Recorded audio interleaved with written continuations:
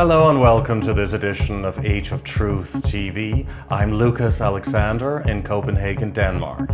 It's the 5th of February 2019, and our guest today has been called a modern-day Nostradamus, who has a long history predicting future events and catastrophes. He's an author, lecturer, hypnotherapist, and astrologer, or as he calls it, astro-psychologist. Dr. Louis Turi.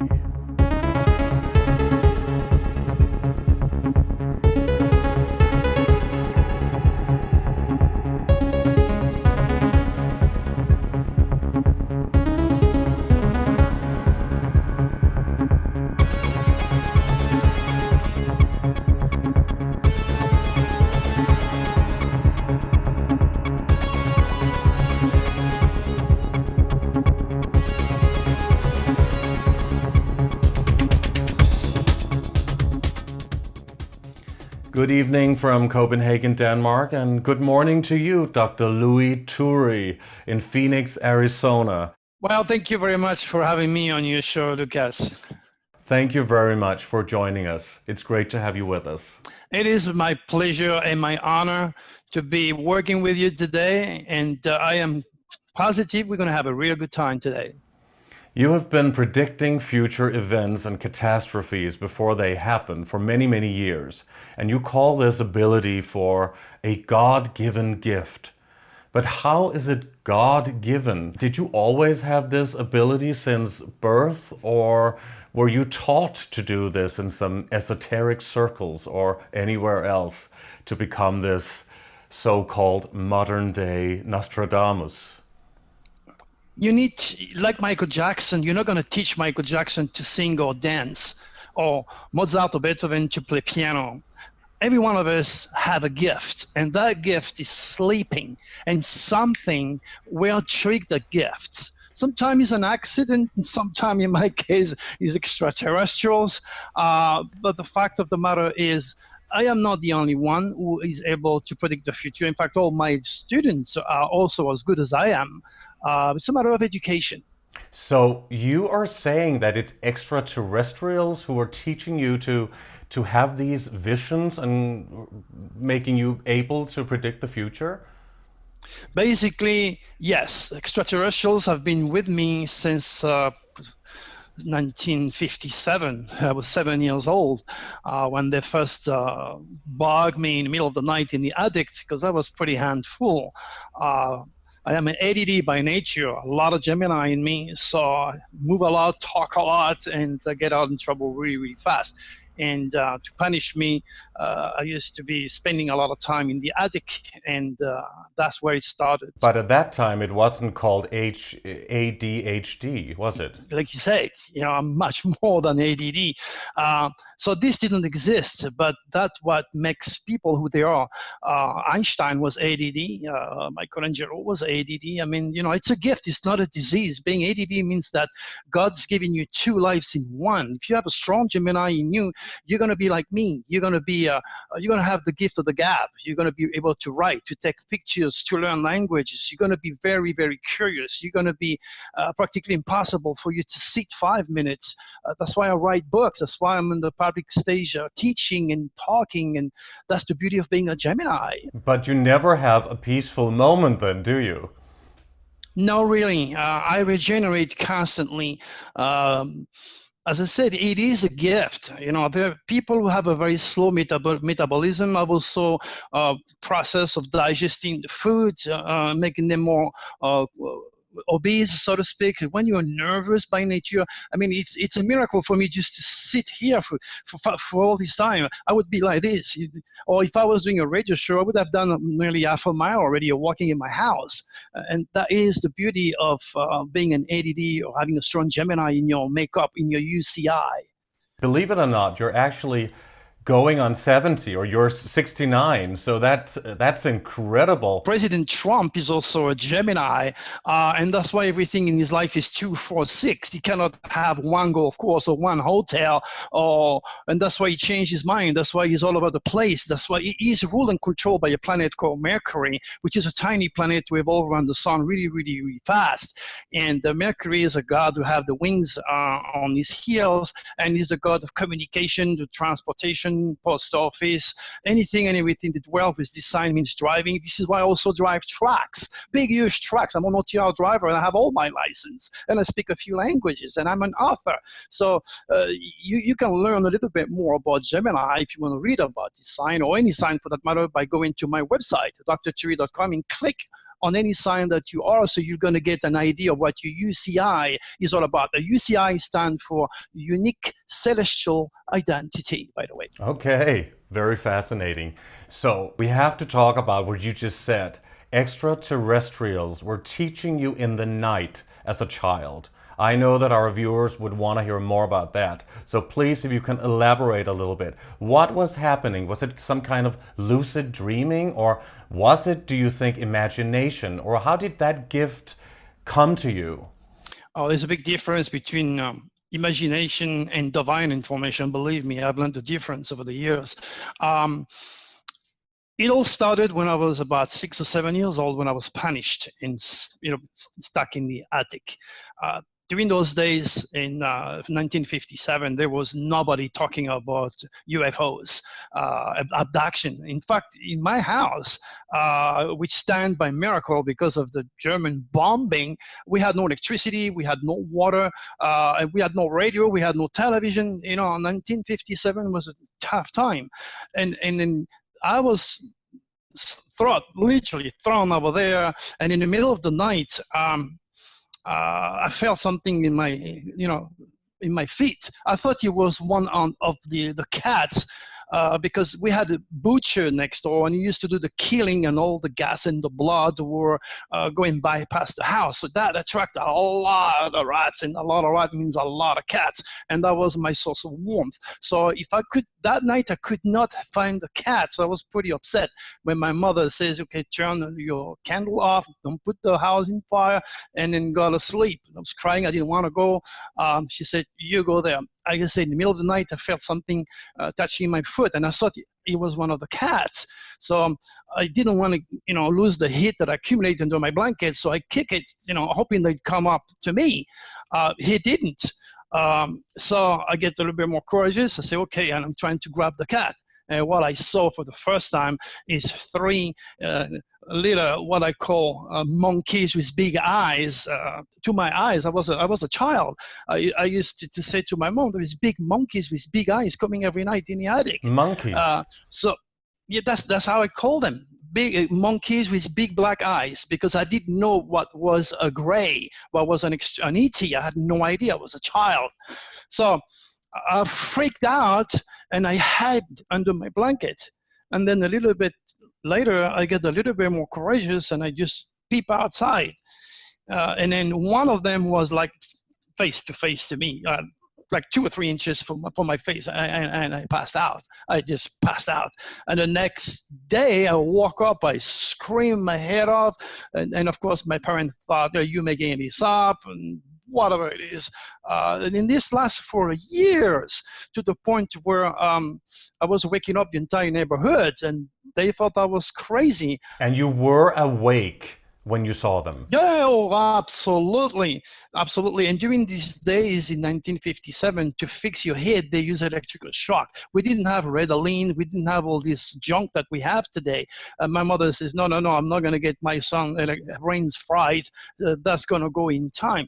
And then after a while, I realized those little monkeys, or those gray, always left me alone. I was fine the next day, but it lasts for years. That was my first UFO experience, and I have 5. Did you get electroshock therapy then? No, my mother refused it. So you were never exposed to some kind of mind control experiments, were you? No. Then the second experience that I had, let's cut the story short. I took my sister in my mom's car, and we drove. And in the middle of the night, around 4:30, I was exhausted, hoping to find a place where I could have a cup of coffee, stay awake, not to kill my sister, and to ask for direction. And my sister was asleep. And then we drove down kind of a valley, and I saw some light on the bottom. Stopped the car, there was nobody. And to this day, I'm still wondering, how is it possible in the south of France? This is not America with McDonald's open 24/7. It's in the middle of nowhere, in the middle of the mountain. There is a little bar, restaurant open. There was 3 big, huge guys at the bar. I said, you sit here, and then I'm going to go and get your Coca-Cola. It was freezing. There was snow everywhere. She asked for a Coca-Cola. Anyway, I went to the bar, and I saw the barman, and I asked him for a Coca-Cola for my little sister and a cup of coffee for me. And next to me was those 3 huge guys. I look at them, I thought, I hope they have good intention. And in my mind, I thought they were logos because it was so big. In fact, my nose was at the belt. Were they human? They were like fixed. They were looking ahead of them without any movement, without any. I was surprised to see these people. I believe they were black men in black or something. I had no idea what they. And did they look human? Yeah, like you and me, but all dressed in black, and they were having no motion in their face whatsoever. They were looking ahead of them like they were hypnotized. They were looking just from top of the bar and the whatever. So this guy turned around and he looked down at me, and I was, gee. And he goes, do you want to play cards? I said, I'm sorry, I'm tired. I'm not here to play cards. My gosh, this guy was so tall. I just want to get, direction, have my cup of coffee. He says, come on, you're going to play cards. Okay, I thought I better play cards and adapt because who knows. Okay, so he pulled a pack of cards, and he said, pick a card. So I pick a card, and as soon as my eyes saw the card, he tells me exactly what the card is. So I thought, that's very interesting. And he said, pick another one. He did this like 2 or 3 times. And in my mind, I thought, I'm going to challenge him. And this guy must read my mind. I'm going to challenge him, and I'm going to tell him that instead of the 9 of diamond, instead of the queen of spade, I'm going to tell him it's the 9 of diamond. He looked at me, and he says, Louis. I never told him my name. All right, there I freaked out. He says, you're not going to change the queen of spade for the 9 of diamonds. At that very precise moment, I felt like if somebody stick a screwdriver in my brain. And then I asked the barman, where is the bathroom, please? And the bathroom was not even 10 feet away. So I managed to go to the bathroom. I opened the tap water. I didn't lock the door. I put some cold water in my face, and I felt like if I had a chain connecting me with this guy. And I thought, who the hell are you? I dare you. What are you doing to me? And I said, I don't care how big you are, man. You're going to tell me what you're doing to me. I walk outside, and as soon as I walk outside, they were gone. I was surprised. So I asked the barman, I said, where are they? He goes, well, they just left. So I look at my sister. She was still asleep. I went outside, looked left and right, and listened. Nothing, nobody. I came back in. I said, who are those guys? He said, I don't know. They came just before you. They must have our car. I said, no, there was no car when I came in. I said to him, okay, thank you. I wake my sister up, and I said, Noel, let's get the hell out of here right now. I can't even recall anything from that moment, but telling her that, and then we walk out. The next thing you know, it's 9 o'clock. The next day, Lucas, I am driving back to my little village. I had no idea where I was all night. My sister doesn't recall anything, but as soon as we entered the bar, she fell asleep. That's all she told me. The barman saw them, you said? Yeah, they were real. The barman saw both these 3 guys. And the worst thing is, I had a headache after that meeting for weeks that I would never wish to my worst enemy. So This is my experience number 2, Lucas. Believe me, I have better thing to do than to make up stories. This is real. The barman was not affected by seeing these No, 3 strange guys. no, but what you need to understand, Lucas, how this is not America. It was a 24 hours operation. This is the south of France, lost in the middle of the mountain, in the middle of the winter, okay? And then there is a bar. There is open. There is 3 guys, a barman, my sister, and I. So that tells me that extraterrestrials are able to set up entire scenery for a very specific purpose. In my case, to a follow-up maybe when I was a kid, to do something to my brain. I am not making it up. The pain was real. So do you think that these guys were those so-called shapeshifters? I think they were. I saw them again in a flying saucer years later. You saw them inside a flying saucer? Yeah. This is experience number 4. I have 5, remember? You were born in Provence, in the south of France, which is actually the same place where Nostradamus was born, which is very interesting in itself, because that's the same region you come from. So actually that also leads us to just ask you for a moment if it was Nostradamus who in fact himself, I mean the legacy of him inspired you to go in that direction and choose that path, or if this, as you call it, this gift that you have for predicting the future just came naturally and was just a coincidence that Nostradamus was born in the same place. Well, there is no accident in time and space. There is only cosmic circumstances at work, and the extraterrestrial putting their nose in humans' affair to bring the result, or me, so to speak. But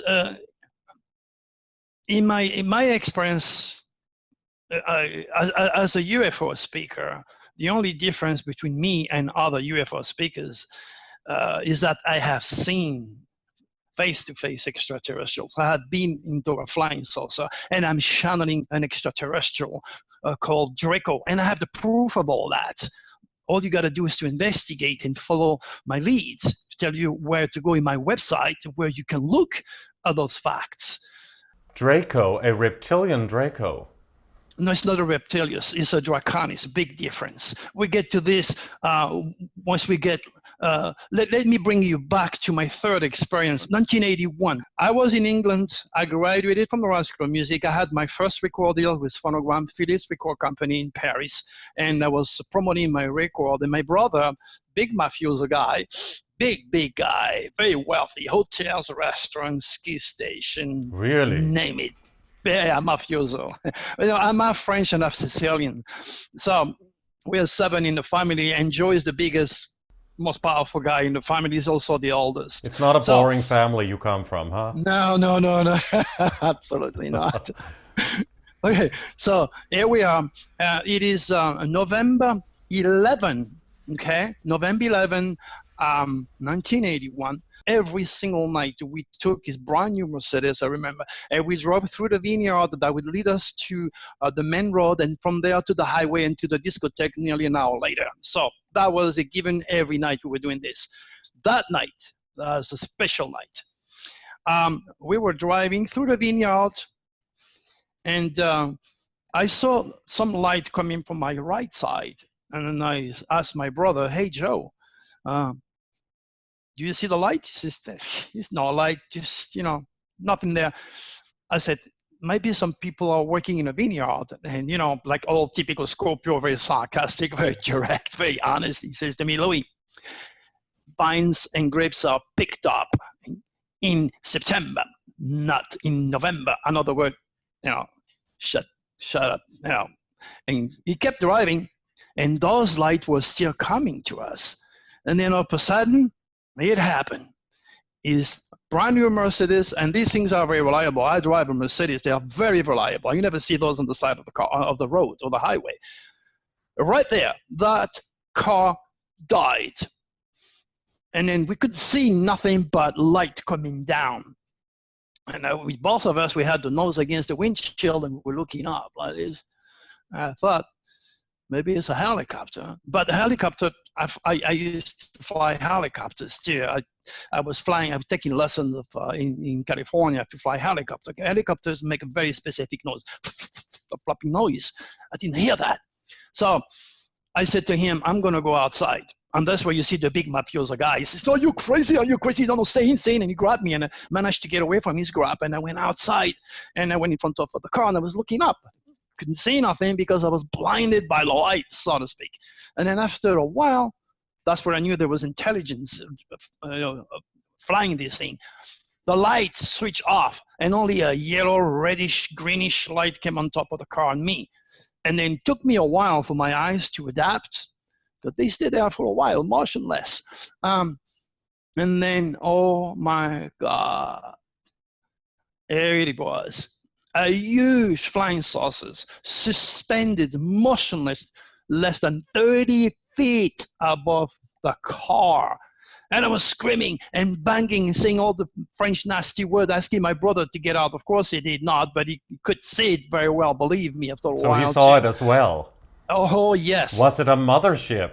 It was huge, absolutely incredible. And what's insane about it is that I went back the next day to look at the area again. There was a lot of power lines. And then that flying saucer, after a certain time, switched on the lights again, and then just flew and barely missed the chimney of the farm. It must have been about less than 10 feet above the house, the farm, and flew off. I mean, I'm not the only one who have reported this. I mean, if you do some search, you will see that a lot of people in the south of France on November 11, 1981, reported this sight. It's very, very obvious. As soon as I went inside of the car, my brother says, Louis, this did not happen. I started to get really pissed off. He says, this does not happen. People are going to think we are crazy. In my position, we cannot talk about this. So it didn't happen. Don't say a word. And we drove to the discotheque. We arrived like usual 1 hour later, or what I thought was going to be an hour.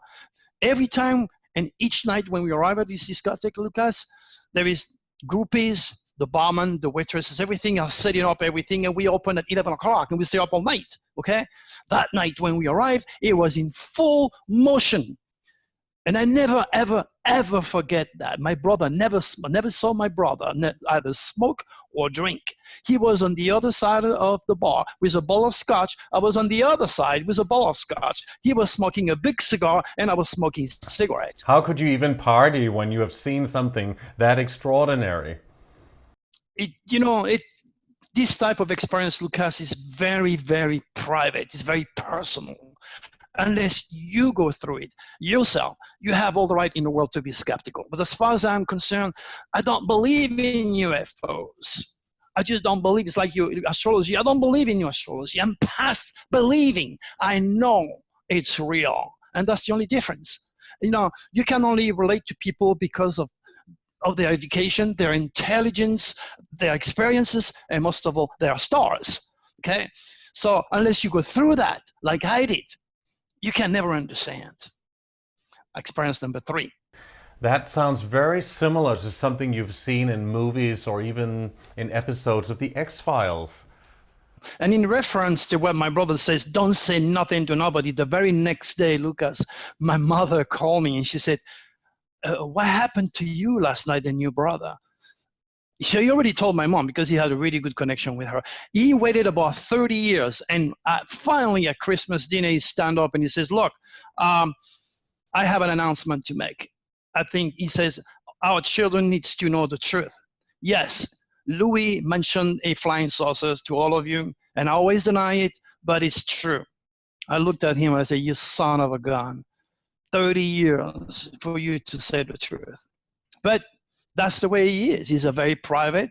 He's as a Scorpio, he doesn't like other people to know what happened to him. But you spoke out right after, or what? Oh, you bet. I didn't keep my mouth shut. You don't hold back, do you? No, when it comes to the truth. No, when it comes to the truth. Truth is priceless, and you cannot hide the truth like the sun and the stars, okay? I use the same quote that you use. Yes, that's very good. So that was your third UFO experience? Yes, it's getting even much more incredible. Oh, Lucas. we're ready. Bring it on. All right. So now remember, the last experience, and I made a note of that, was November 11, 1981. Now let me bring you back to August 11, 1991. My wife then, Brigitte, absolutely gorgeous wife, and she used to do all sorts of beauty shows and things like that. So Not Brigitte Bardot, huh? I imagine. Yeah. I love it. And then she signed up for a beauty contest that was going to take place in Anaheim, California, next to Disneyland. In the middle of the night, she wakes up and she starts to scream. And she was on the floor in the fetus position and trembling. And she says, something is wrong, something. I said, what's wrong with you? I thought she was losing it. I never seen my wife like this after 10 years of marriage. She wanted me to look everywhere in the house. So she made me look under the bed, in the cupboard, in every single room. She says, I don't know what's going on. Okay. Then finally we went back to sleep, and she was trembling and she was sweating, and something was happening in this house. I didn't know. I was to find out the next day, believe me. So come 7 o'clock, we get up, and I said to her, you know what, you look like hell. So there's no point of you going to the beauty shop. You didn't sleep. She says, oh, let's go because Grandma is there. So I said, okay, let's go. And then I had a feeling to pay attention to every single minute of what I was doing. And then we stopped at the gas station. It was 9 o'clock.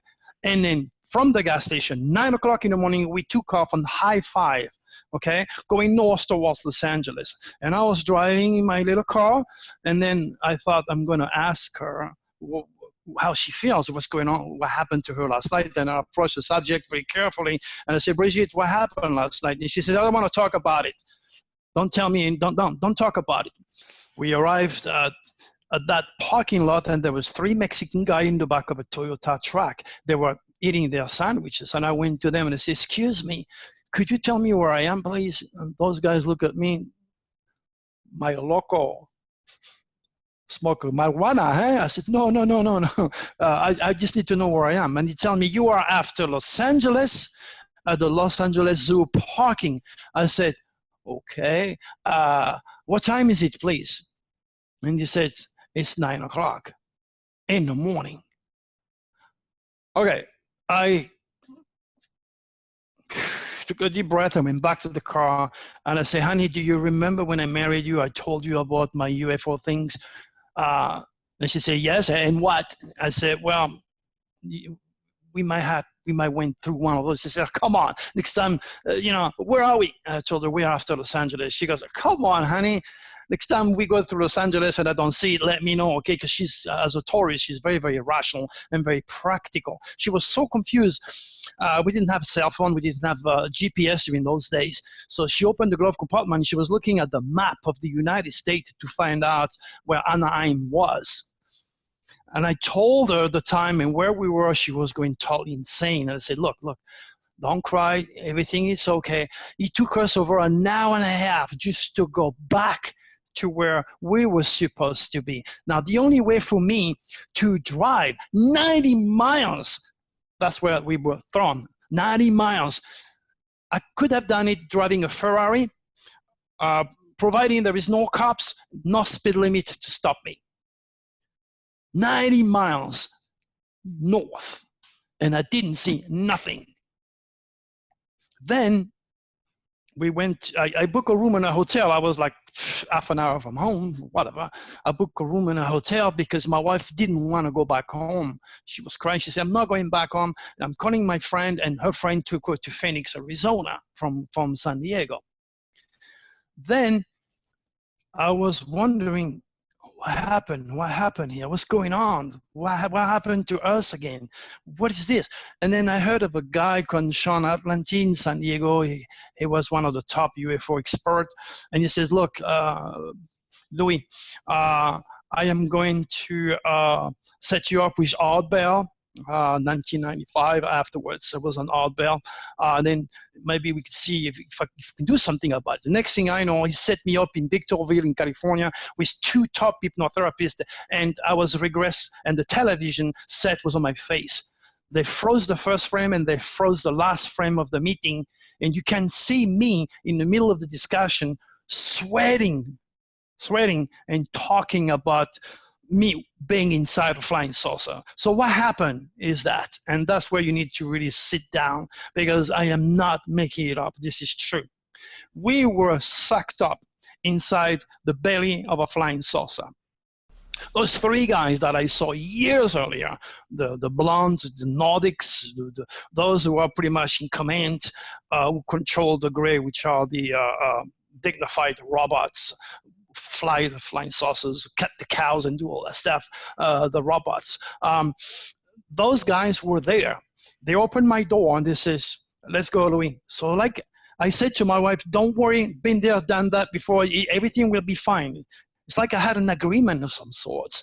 And I walk into the garage, and then the door opened, and I went inside what you call a decontamination room. And I looked through the window and I saw the earth the size of a football. That tells you how far I was. And then I stayed there for a while, and this is where I started to sweat because it was extraordinarily hot. And then after a while, I went into another room like I knew. And that's where I was inside of the saucer.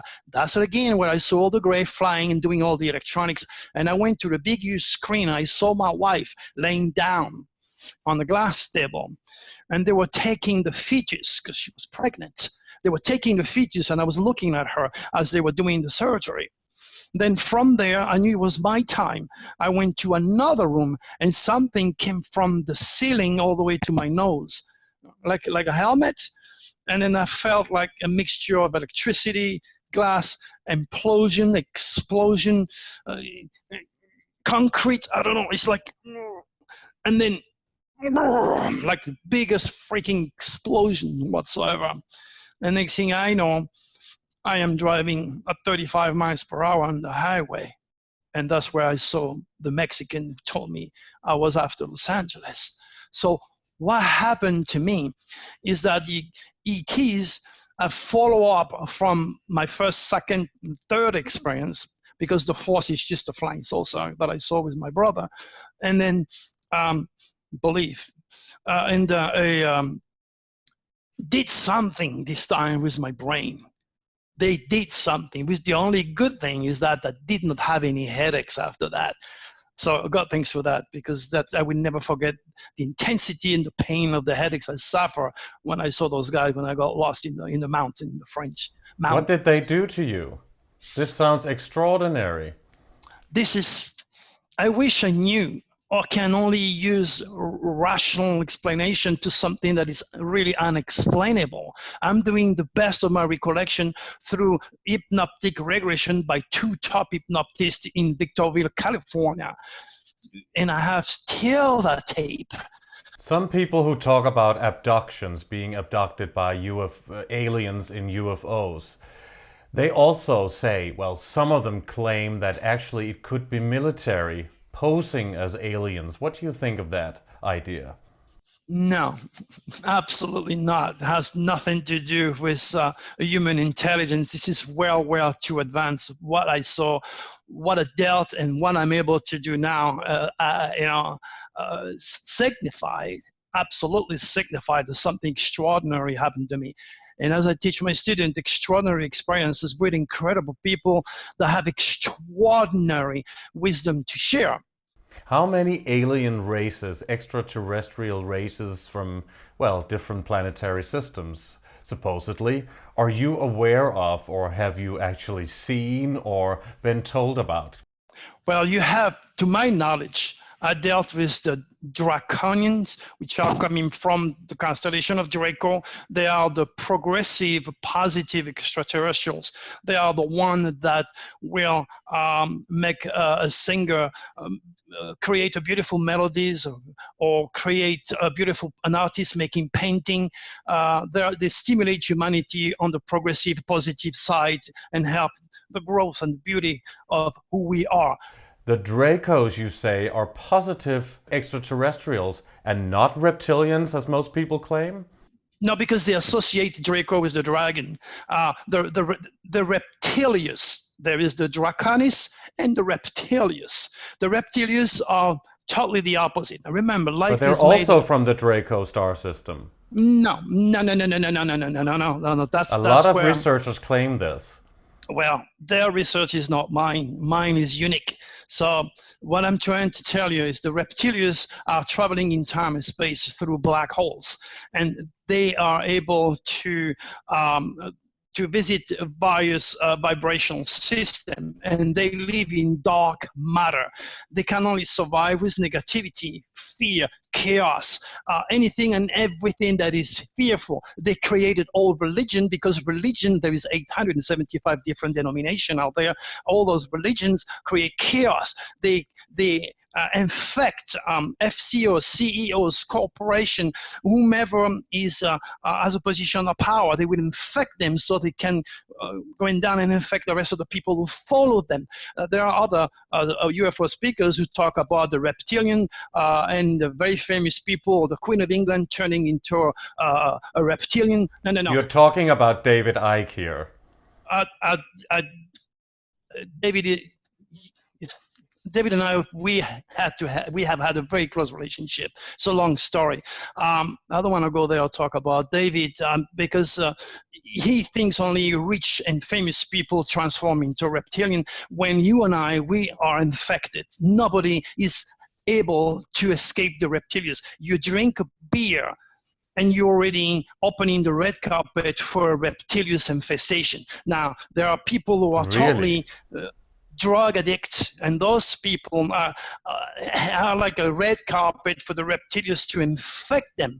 You also have young mother who smoke pot, who drinks too much, and the reptilians through abduction get into the fetus, and then what they do, they manipulate the genes and they create gay people. They create, and I don't want to offend the people, but you want to hear the truth, is the truth. They create people with Down syndrome. They create all sorts of malformation on the human building. It's very, very serious, but nobody's paying attention because my vision and my teaching, my cosmic teaching, what I have time. You cannot put gay people and people with Down syndrome in the same category. No, because the reptilians can do absolutely anything they want with the fetus. They manipulate the genes. And they manipulate the human UCI. For example, let's say you were born with a very strong Neptunian personality. That means you have a very strong addictive personality if you're a Neptunian. If Neptune, who regulates the sign of Pisces, is very strong in your chart, you will be either a religious fanatic, that's why Christianity used the fish as a symbol, or you will have an attraction to drugs, alcohol, to the point where the reptilians will use your UCI or your unique celestial identity to enter your psyche, to enter you, so to speak, and turn you into a robot and makes you do stupid things or kill people.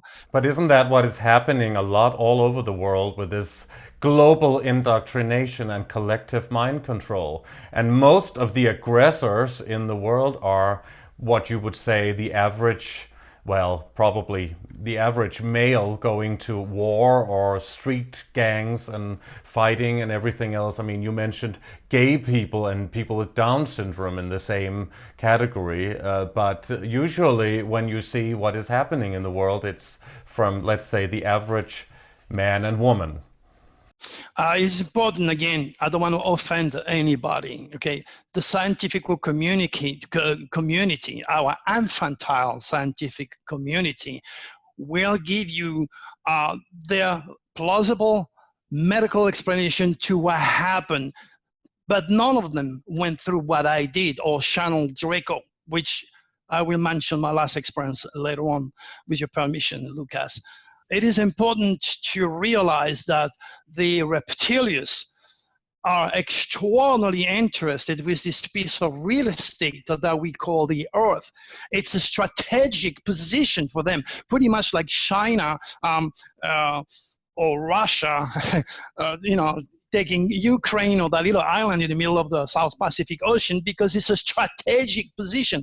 And those nefarious extraterrestrials, the reptilians, need it, because even though that the universe is timeless and is infinite, okay, we are the closest thing to them, so to speak. And they need this, like you need the moon if you want to go on Mars, which we will never go on Mars. We're already there, technologically speaking, with little robot, but man is not designed to go or live on Mars, period. It's a long story. What do you mean when you say that the reptilians are the closest to the human species? That is probably very eye-opening to a lot of people. Of course, some people suggest that we've been genetically modified, having a reptilian brain.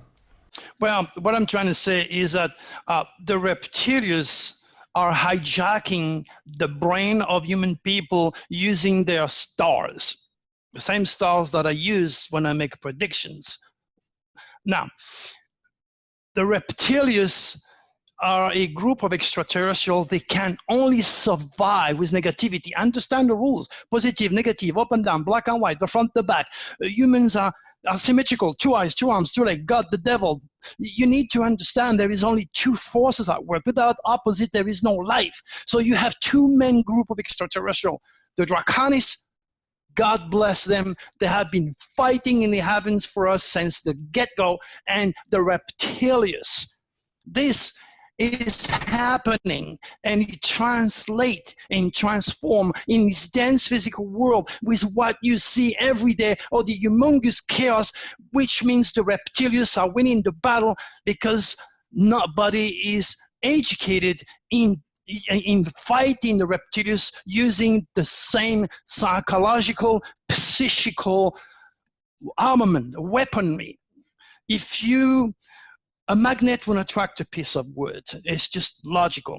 If you're constantly negative, if you drink too much, if you take drugs too much, you are infected to a certain degree. Every one of us is infected, remember, including me. If I drink 2 or 3 beer, it's not Dr. Turi anymore. I become more aggressive, I become more sensitive.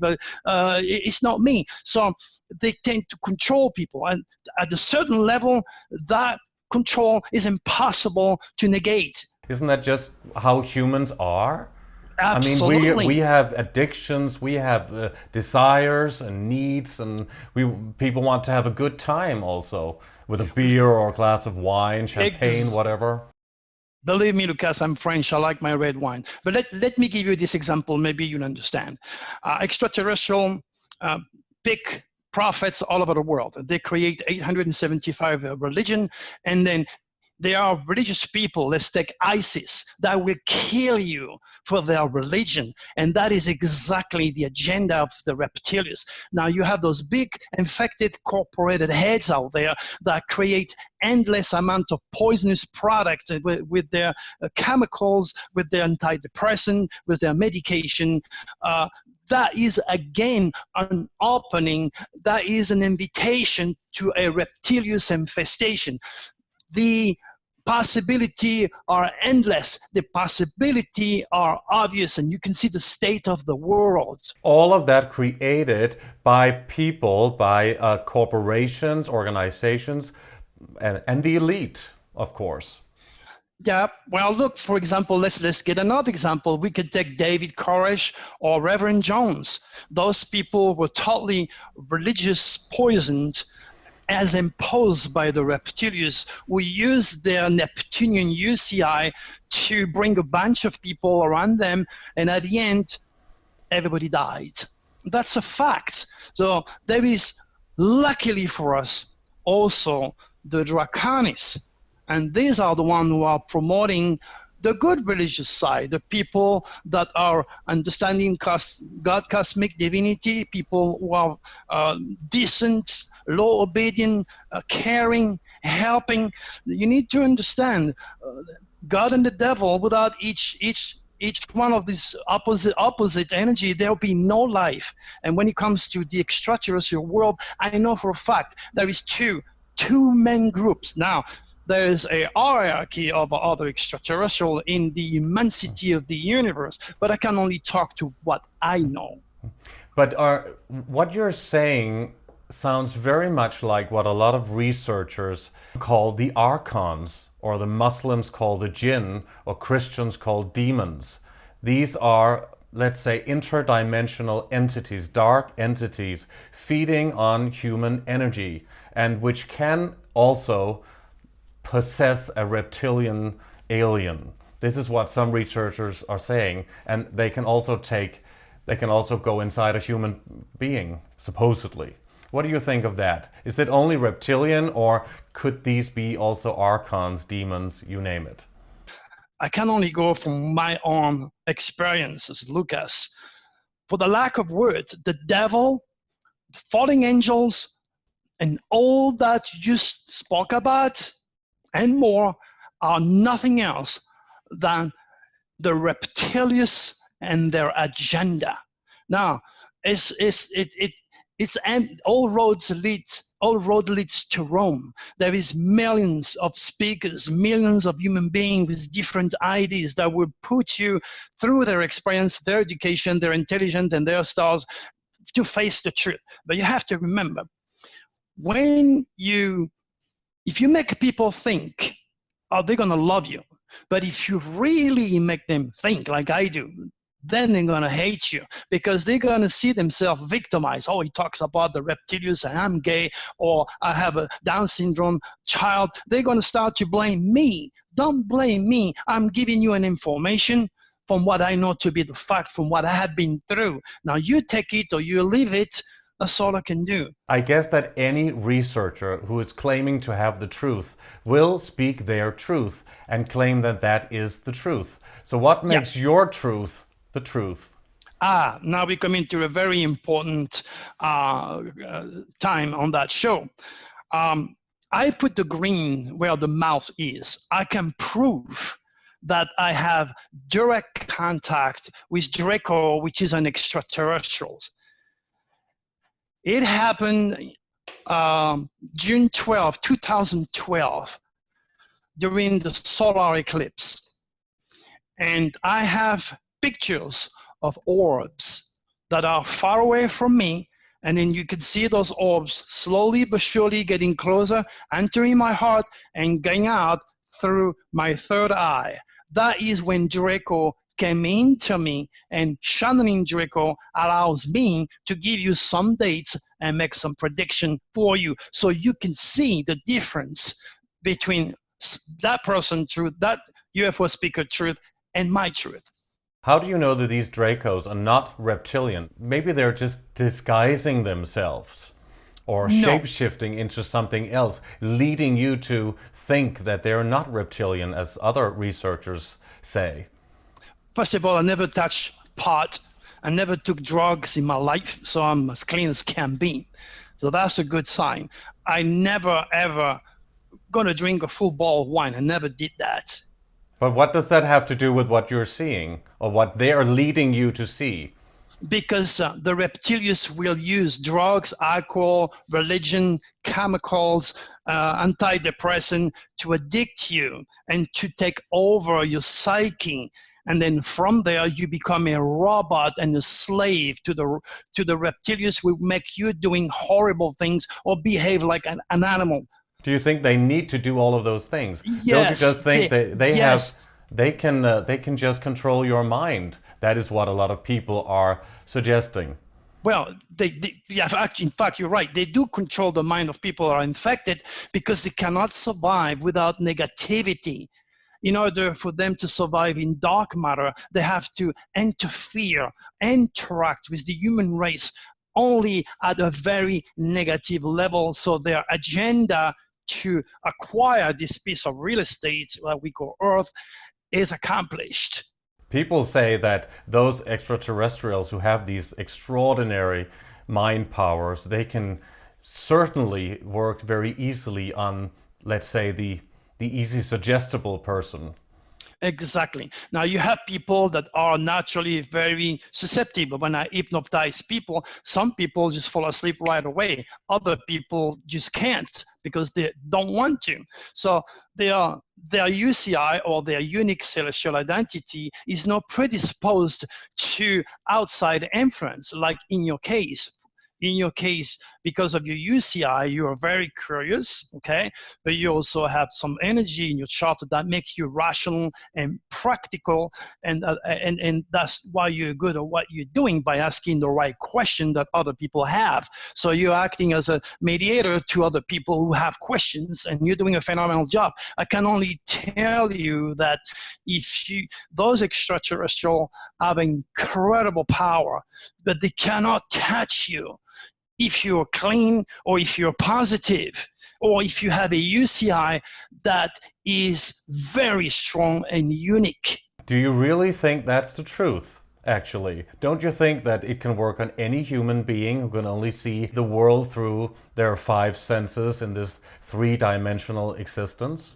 No, because the 5 human senses are very limited. Yes. I can enter the archetypal realm of supracosmic consciousness. Not many people can do that. I can do this because it's the legacy. My predictive UFO legacy is inaugurable. And as I said, I want to give you some dates and some keywords. And we'll get to that as well, yes, of course. That will prove to you that I've been touched by something extraordinary, and you will have the proof in a few weeks to come of what I said. But even if you have been touched by something extraordinary, don't you think that these could be putting on some kind of cloak to look different, to appear differently than what you think? That they could be reptilian or any other extraterrestrial race that may not be, let's say, the so-called good ones, malevolent. The reptilians have absolutely no drive or desire to work through me, because all I'm trying to do is to bring the light. Anytime you bring the truth and you bring the light, you are not a candidate for the reptilians. My work is all about education, healing, guiding, warning. When I talk about earthquake or a volcano and it happened, all I'm trying to do is to save life. But is that actually to bring the light? Is that actually to talk to be a light bringer, to talk about something which is very dark and where people will feel a lot of fear hearing these terrible predictions that you've been known to do for a lot of years?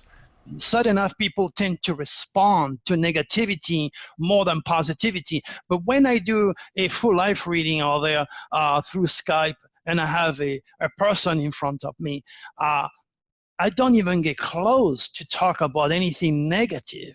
I warn them of their weakness through their stars and maybe the possibility of an infection through a reptilian interaction. But I am 98% positive when I do a reading.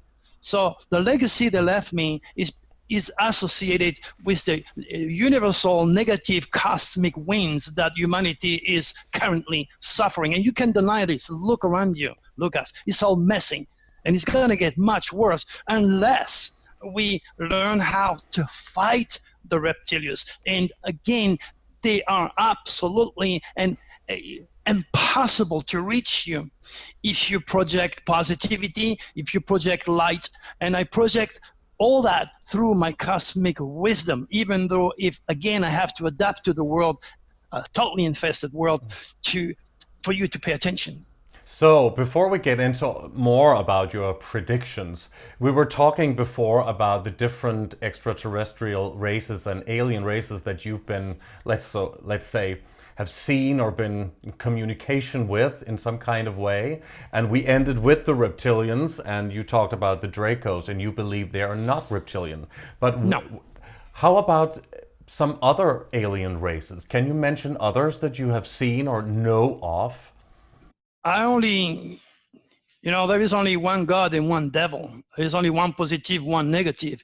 And in between there is a multitude, a myriad of religion, put it this way. I can only talk through my own experience. Again, Lucas, what I know from the bottom of my heart is the reptilians, like strongly negative, the devil, Lucifer, the falling angel, and whatever qualificative you want to give those guys. It's infinite. And then you have the draconis from the constellation of Draco that are stimulating humans' creativity, love, understanding, respect, cosmic wisdom, and anything and everything that dwells with the age of Aquarius. Yeah, that's a very interesting point of view you're making here. So who are the Dracos then, if they're not reptilian? The Dracos, What do they look like? they are spiritual entities, like the reptilians.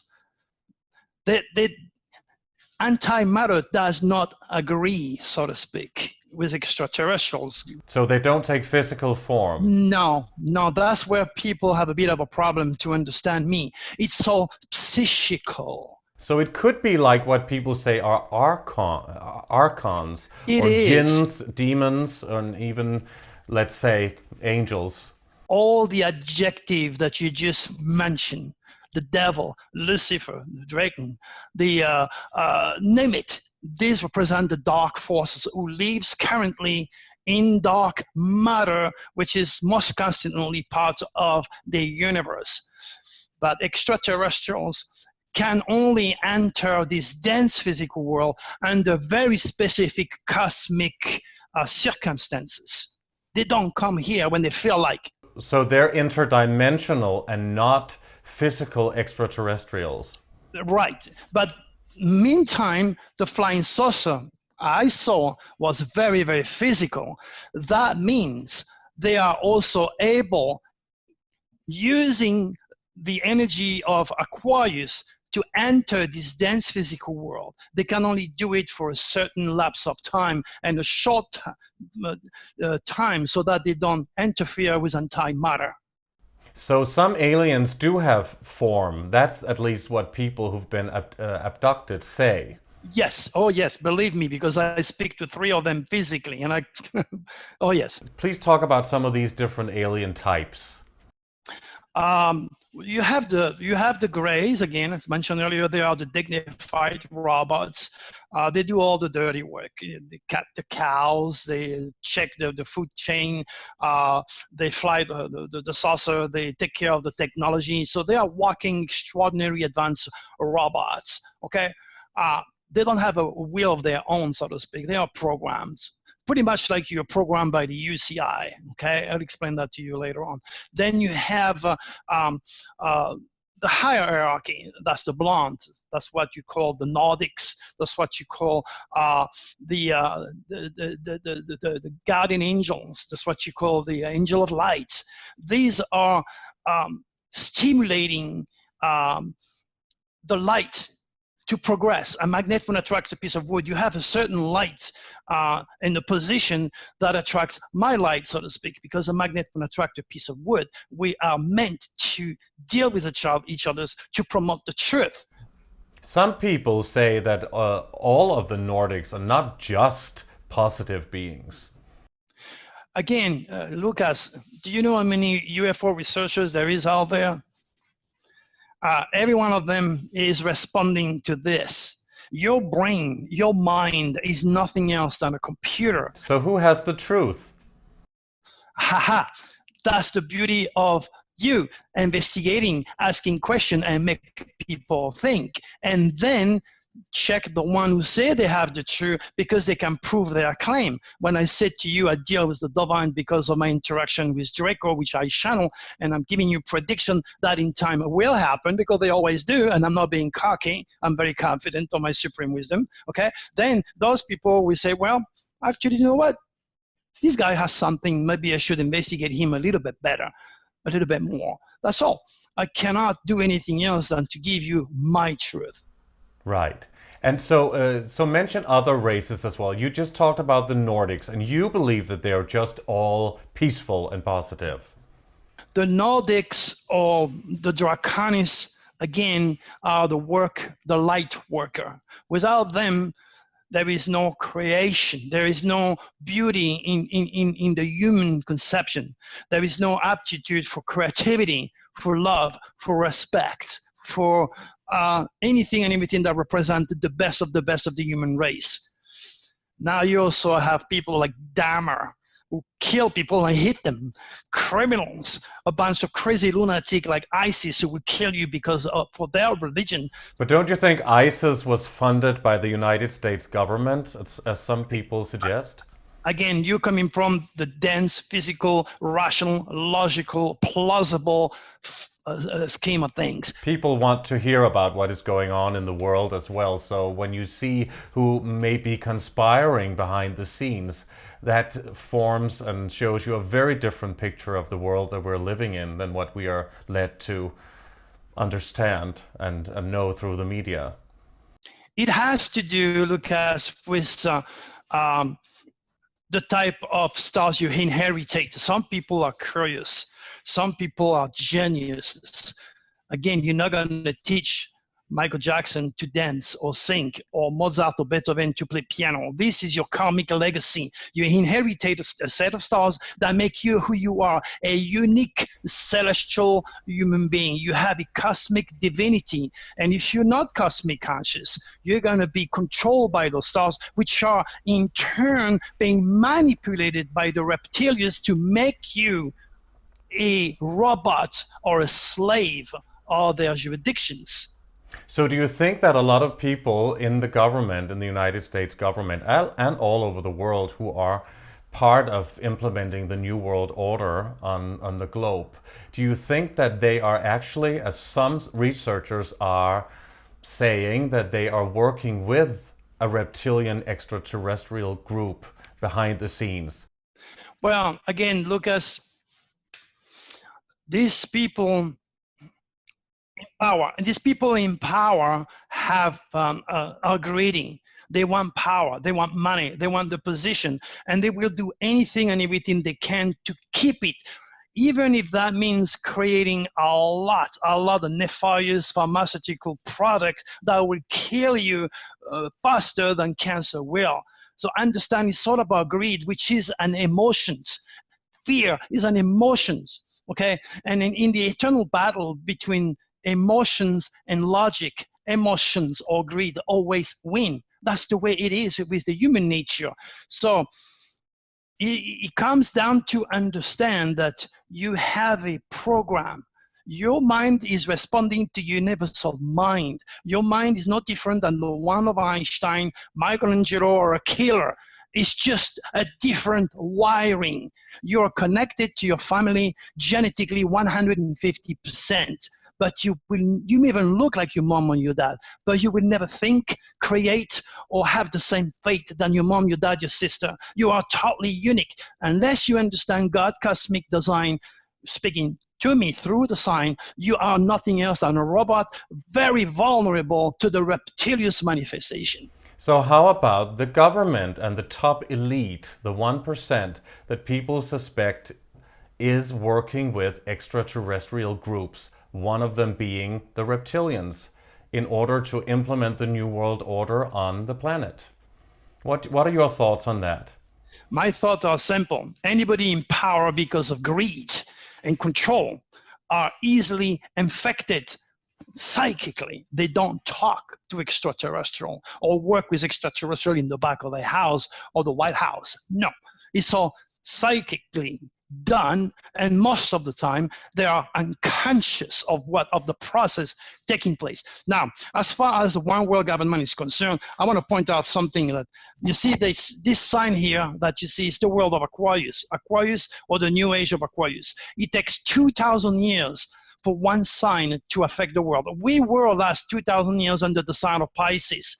Pisces was religion, Christianity, and the Middle East, by the way. That's why all the Middle Eastern speak under the water. It's a Pisces watery sign. They have that intonation, and that's where all the major, youngest, destructive religions were born, in the Middle East. Now, this 2,000 years elapsed under the sign of illusion, deception, is now moving into the age of Aquarius. Last 50 years, this world is now under the age of Aquarius, and humanity has made much more progress in 50 years than the last 2,000 years we spent under the world of Pisces, the age of technology, the age of extraterrestrial. The future of humanity, humanitarianism, globalism, all this is already imposed by the stars. But humans are no cosmic conscious and do not understand how the stars affect the world at large. Like, for example, the stars also affect country. France is a Leo country, and Italy. That's why we say French are romantic. It even affects our language. We are a nations of art and love, French and Italy. Next to it, you have Germany. Now, Germany is not controlled by Leo or the sign of love.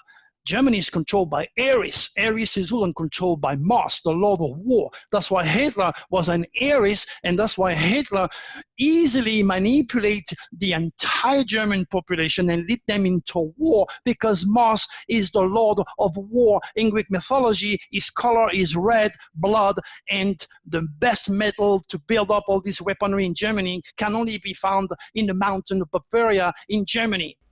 But who do you think was funding Hitler and who was behind the Second World War and his outrageous dictatorship, which actually leads us into the subject again of on why they are implementing a new world order, a so-called one world government on the global population.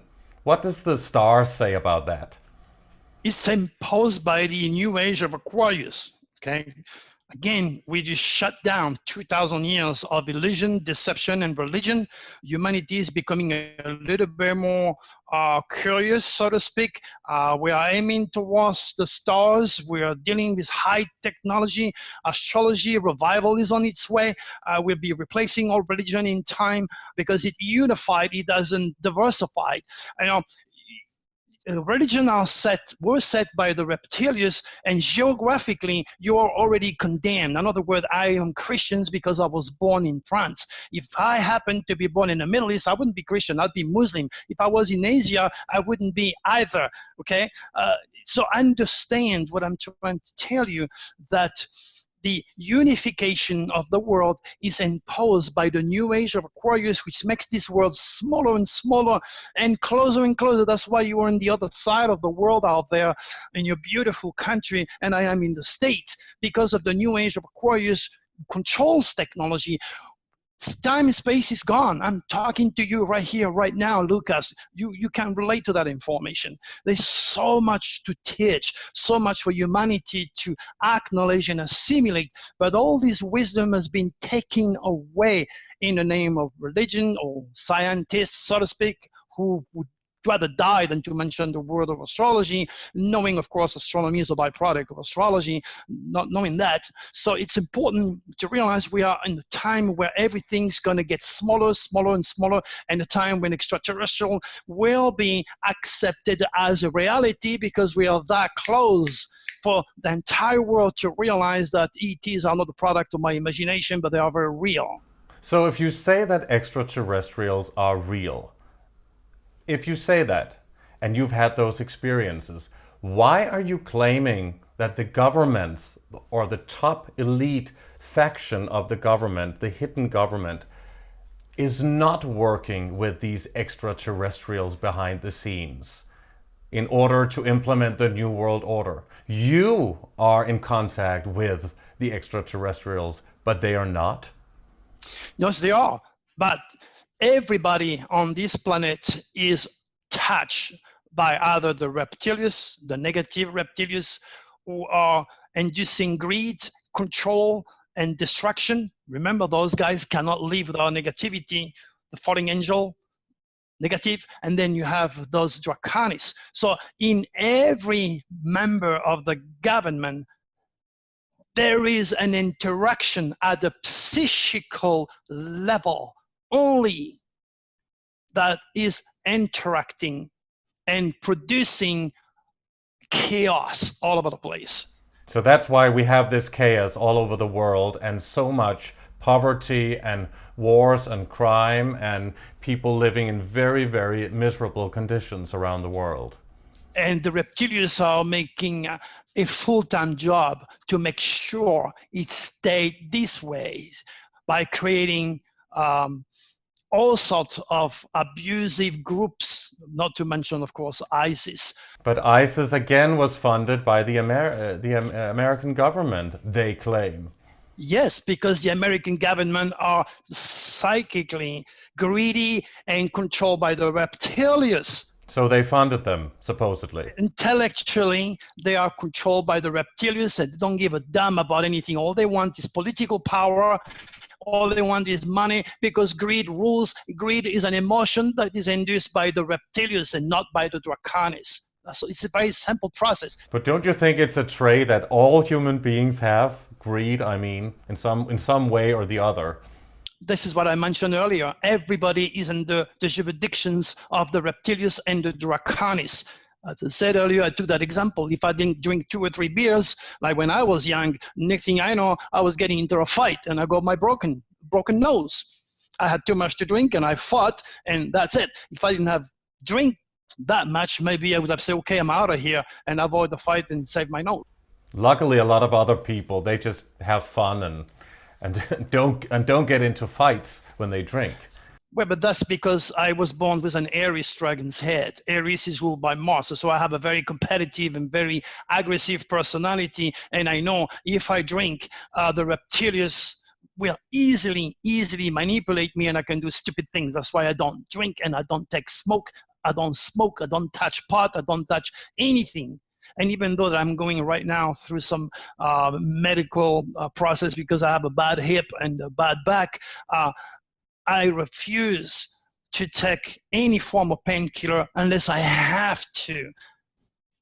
But isn't that another way of saying that you don't take responsibility for your actions when you drink? You can't.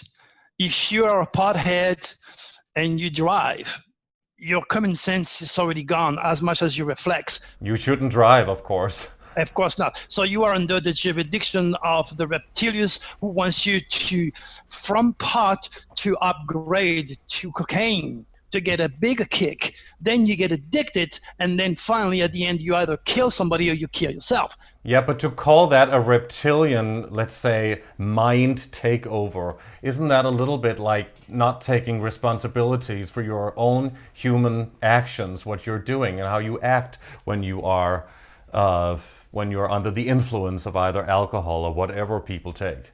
Exactly. When you are under the influence of alcohol, you are under the influence of extraterrestrials. The reptilians particularly. You believe that? There is no way around it. Oh, I know so. I know so because I can see myself. You predict disasters happening on the Earth before they happen. Would you call these disasters for natural disasters happening naturally on Earth or in or around the Earth's atmosphere? Or can you actually see or predict if these disasters are in fact actually man-made, created by a conspiring elite group that has access to, let's say, secret high-frequency technology weapons? Well, the possibilities are endless because with the new age of Aquarius, technology can be handled progressively by the draconis or negatively by the reptilians. We understand that. But I'm trying to tell you, as far as I'm concerned, it's pretty much like the captain of a ship. I can read the map of the universe, and I know when there is bad weather or if the winds are going to go for me or against me. I don't predict anything when you look at it. It's a forecast. I'm using the same software that NASA use. I have asked Alien Software in Los Angeles to upgrade the software and make it like Nostradamus used to do 500 years ago, doing a chart without a watch, okay? Because Nostradamus didn't have a watch or a computer. So I have a software that I have asked to be produced who does that and put the planet where they belong. Now, those cosmic winds are very, very significant.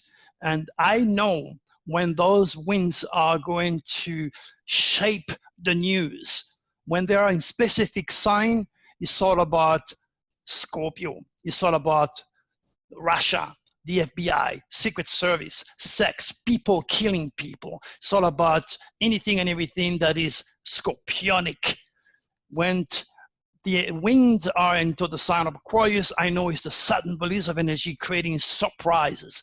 The same type of energy that I mentioned on a national radio show, and I said next week, be ready for a tsunami and earthquake above 6.0, and on the exact date, there goes the tsunami and 6.0 earthquakes. Was that in 2004 in Phuket, in Thailand? Oh, I predict that one too. No, that was the last one that happened. We just had a tsunami a few weeks ago. I predict that one too. But do you predict natural disasters, or can they be man-made? Lucas, technology is incredibly progressive. Without technology, I wouldn't be talking to you and passing up this progressive, positive, cosmic wisdom. Education is always positive, even though some people don't like it. Okay. Now, the same technology can be used to sell child pornography with people that are infected, the people that totally controlled by sex, by the reptilians. So it's a choice. That, the stars and the reptilians are extraordinarily strong, but your will, or the part of God in you, is much stronger than the reptilians and the stars. But if you don't have cosmic consciousness, you're going to be a robot of those stars and victimized by the reptilians. What are your thoughts on DO, which is directed energy weapons, and HAARP in Alaska? And I'm talking about the California fires of 2018, which was some claim that it was done by these directed energy weapons, or HAARP, which is short for High Frequency Active Auroral Research Program. And there's also a European version of that in Tromsø in Norway, in the north of Norway. What are your thoughts on these military installations? Are they true, and can they be used for some of these disasters happening around the world? Imagination, conspiracy are going to reign supreme. As far as those fires but just HAARP mentioned, does exist, whether or not it is used for, let's say, weather modification, and some even claim it's used for climate change experiments. those 5 in California were fully predicted.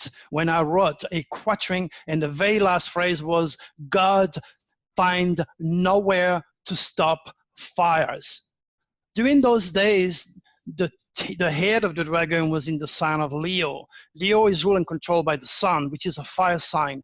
And I knew those cosmic winds were going to produce incredible destructive fire. And this is why, if you do your homework, or if your audience do their homework, you can Google Dr. Turi California fire, and you will see when those articles were produced well before the California fires. So again, I'm using this behind me not only to predict fire, but I was on national radio with George Norrie predicting Katrina, 9/11. But if you actually do your homework, you can see that several people had their houses burned to the ground at the California fires. But next to where the houses used to stand are trees not even affected or burned in any way at all. And if you go, and there may be a house next to it. So how can there be a house burned to the ground just in the middle of something where it didn't even affect the surrounding area? You have to be very careful with Photoshop nowadays, or the technology being used by the reptilians to make you believe something that is not. But if it is taken by private people? All I can tell you, Lucas, is that the FBI visited me twice. I have 4 FBI agents visiting me in 2 occasions, because when I predict a terrorist attack in New York or in France, in another country, that brought the FBI, and that is not a dream. That is not, this is something, again, you can Google Dr. Turi FBI and read the entire story. So I have proof, solid practical proof that I'm predicting natural disaster using the stars, because I can see through the stars how the reptilians are using technology and are using the people who handle this technology to mess up the weather pattern. So I agree with you, but I'm just giving you a different explanation to how I come to the understanding of how this technology is being used negatively. So what you're saying is that these reptilian entities who is taking over, let's say, factions of the elite are using these high frequency electromagnetic directed energy weapons, or whatever you want to call them, and they can use that for weather modification or even fires or tsunamis or earthquakes, whatever, which is what some researchers are claiming. I understand the potential of using such a technology to influence the weather, but I doubt very much this technology can be used to produce either a earthquakes or a tsunami. On the other hand, this cosmic wisdom allows me to do so. Why don't you think that they have such, let's say, such technology, especially if they're working with extraterrestrial entities, or even if the military is just much more far ahead? Some people suggest that we have technology that is 100 or maybe hundreds of years ahead of what the population is allowed to know about. Well, as I said, I don't pretend to know or to have the answers. All I can tell you is what I know through my own research. And I know all those scientists, especially NASA, is a really, really big corporation. They need money to survive. They need to keep their kind also, and their children growing into the same energy, so to speak. So there is something infected. It is definitely the religious and the scientific matrix. And that includes, of course, the pharmaceutical corporations and the Vatican. So do you believe in what NASA says? No, as far as Mars is concerned, absolutely not. You might as well ask a fish who was designed by God to live in the ocean to wear a scaphandre and live with us. No, we're already on Mars, and we're going to go to Mars or anywhere else in the future. So how about the moon landing? Oh, no, moon landing, it appears to be, again, for some people, something that is made up. But you could see even the Chinese just landed on the moon. So if the Chinese did, there's no reason not to believe American did it before. In 1969, as we saw on television. Exactly. Whoever lived at that time. Yes. So you believe that NASA is telling the truth about the moon landing? It wasn't done by, what people say, Stanley Kubrick. No, I believe this is very feasible because the moon is next door. When you talk about Mars, that's a very different situation. So people can go through the Van Allen belt? The technology that we're going to have in the future is it will be able to allow us omnipresence on this dense physical world. You can be in New York and then end up in LA in a matter of a second. Teleportation. Tesla energy.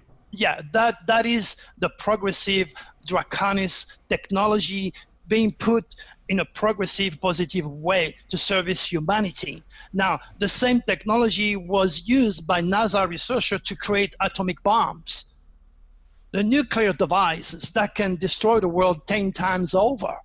You need to understand, again, the two forces I'm trying to pass on to you and the logistic behind it.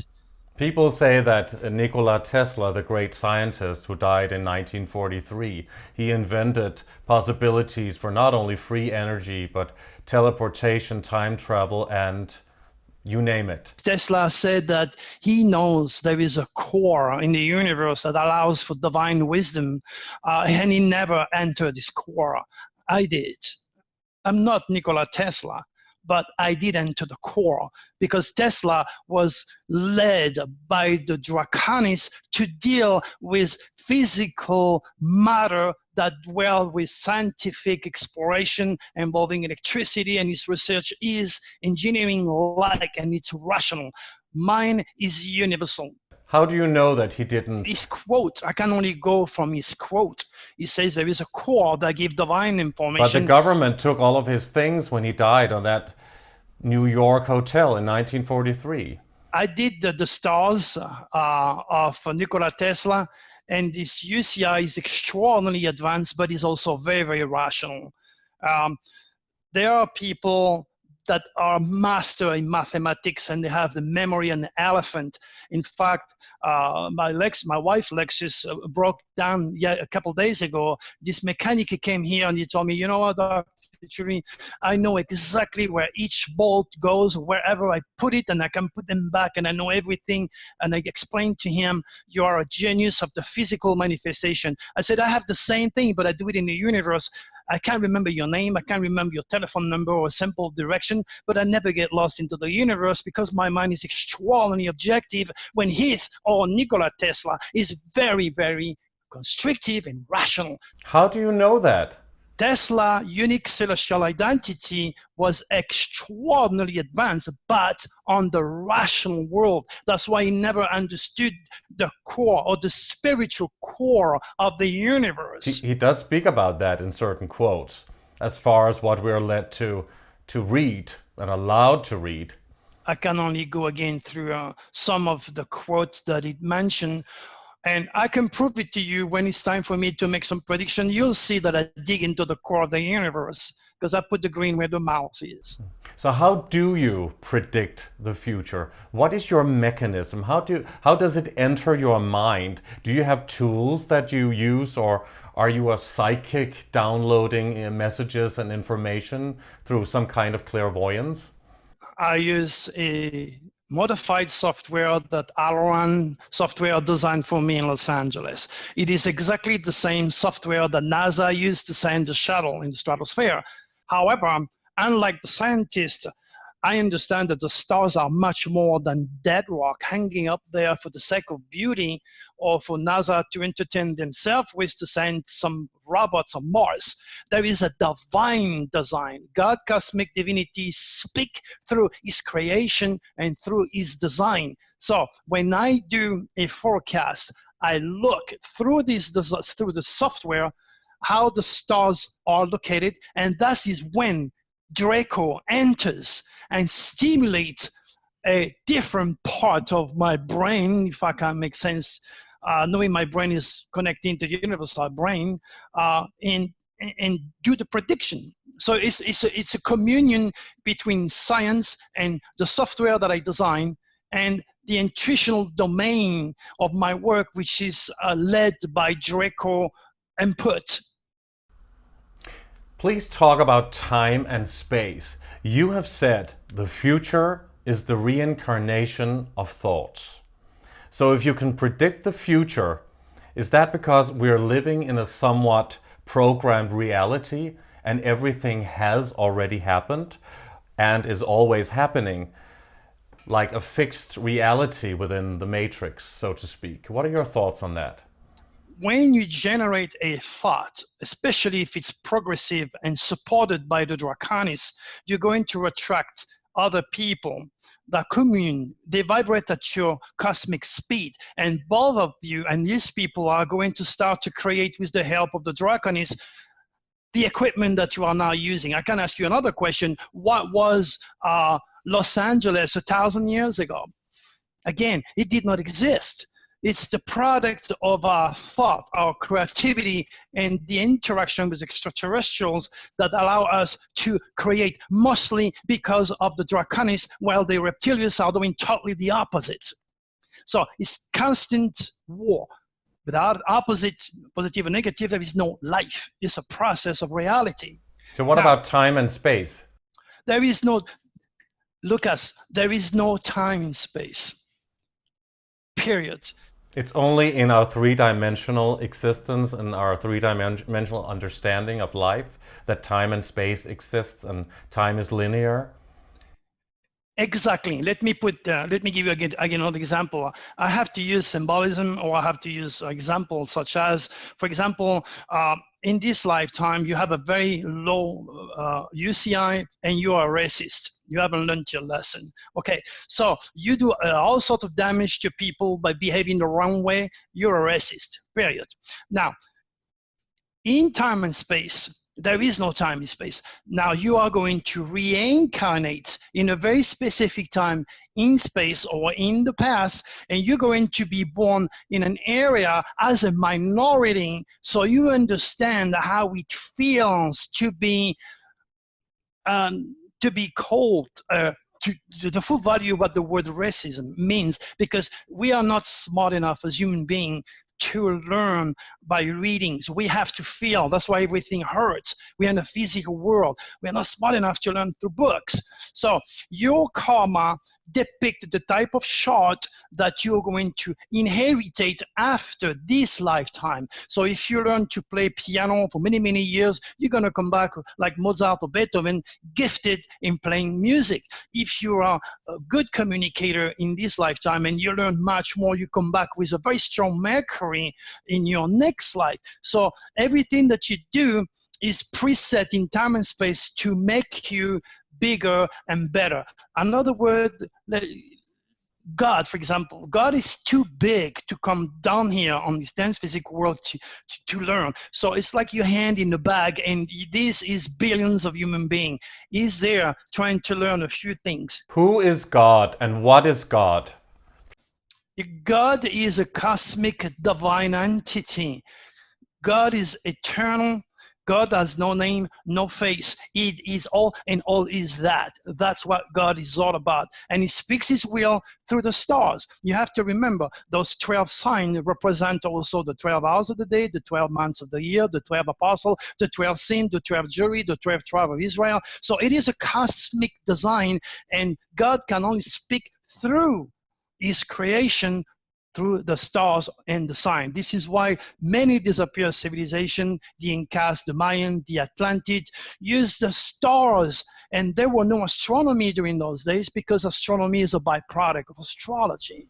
So God is what some people call source, not a Christian or a Muslim, Hindu, Jewish God? No.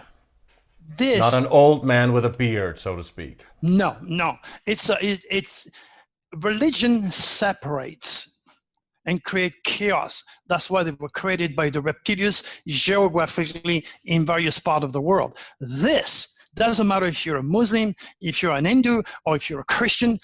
You have a sun sign and you have a head and the tail of the dragon. So you already have a celestial identity. So that unified the world. That's why the New Age of Aquarius is bringing this back to where it belongs in our college university and will be accepted as a solid discipline before I die. So you talk a lot about reincarnation.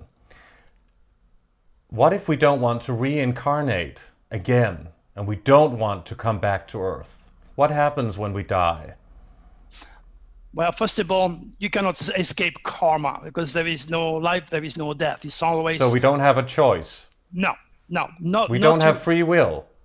No, not after your death. After your death, you join God, you become God. You were born and you were made in the image of God. This means you have the same power than God. You were born to create and to grow. So you can create whatever destiny you choose to have later on when you're out of your body in this three-dimensional existence. So what if you don't want to reincarnate on this Earth, which some people call a prison planet? Well, you go in the Aquatic record, you review your life, you're in paradise, you stay there for as long as you need to be. Then you pick up your set of stars karmically, they're already designed for you. You pick up your geographical location that will support your karma, so you learn your lesson. This is going to be forever. It's like a clock that you turn, or a radio that you turn that way, and you turn the knob that way endlessly. That's the beauty. Some people claim that the reincarnation white light reality, which some people call heaven, many religions call heaven, is nothing but a reincarnation soul trap, a soul harvesting karma wheel factory in order to keep the human souls in the matrix to go back to Earth and do the same thing all over again. Created by these archons, jinns, as the Muslim calls them, demons, you name it. You call them reptilians. In the archetypal realm of supracosmic consciousness, or when you're dead, for example, extraterrestrials have absolutely no saying, because nobody is judging you but you, because you become God. Okay, let me explain to you. A worm in the water on this dense physical world will transform into a butterfly, and from the water element we go into the air element. So you already have a process of reincarnation that can be provable right here, right now. But in the scheme of eternity, you cannot avoid your karma. You are up there to realize what you did right and what you did wrong. On that respect, you're going to get some help to pick up a UCI or a specific set of stars that will be stimulating you to either respond to the reptilians or respond to the draconis. Either way, you have to perform your karma. But some people say it's like the old-fashioned way of looking at this reincarnation cycle, as it were, that it is a deception by these entities, which you are in contact with as well. If it was deceiving, my prediction would not come to pass. Then I would agree with you. Why not? Why wouldn't it come to pass? Because so far I have been pretty much accurate. When my predictions are on TV, you could have been correct. Maybe that doesn't. Maybe that has nothing to do with what we're talking about, the afterlife and the white light. Oh, no. Wait, I understand. I was making a reference that in order for me to prove my claim that I'm dealing with the white light, so to speak, I can make prediction and I can prove my claims. That's all I'm trying to say. But when it comes to the archetypal realm of supracosmic consciousness, when you die, first of all, you cannot be born unless you die. In other words, when the doctor takes you out of the warm uterine life of your mother and he cuts the cords that connecting you with your mother, you die. And only then a tap on your bottom or the cold of the room will send an impression to the superconscious, and the cosmic code will take over, so to speak, because you have another umbilical cord, but this one you cannot see it. It's highly dense, it's electric, it's very, very refined. And that's why when you're scared, you feel immediately something coming right here to your stomach or your solar plexus. And when you die, this cord dissipates and you disconnect from the world. You get back to God. You become God because you have been made in the image of God with the power to create. There is no difference between you or God. Right now, there's a big difference because you're not conscious that you have the essence of God within your being. So we have free will when our souls leave the body, when we die, at the time of death. No, it's the same thing. Like if you think a child arriving in his world has free will, he doesn't have a free will. He's a baby. He's brand new. And when you die, you become pretty much the same thing. That's why Alzheimer's disease, where you forget everything, you become a child again. It's set by nature for you as you get old to not to remember and going back to that innocence, to that moment where you were a child about to be born into a different world. So you're going to be born into a much higher level of consciousness. All the senses you have now are absolutely nothing compared to the incredible, majestuous type of sense that you're going to go back to once you become again God and judge yourself, because you are cursed to grow for eternity.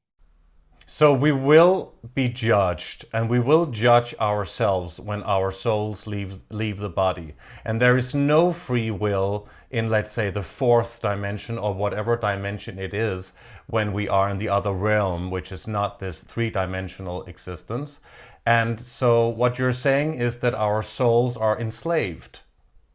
We have to go in this karma wheel, in this reincarnation cycle, and back to Earth again and again. As you join God after your time is over, you become will. When is our time over? Can we decide that, or does somebody else decide that for us? You already have set it up before you came in this world. You already know. You are 150% cosmic conscious. You, as much as you kind of see everything that you've been through before you die, now before your rebirth, you already have pre-seen everything that you are going to do and how you're going to die.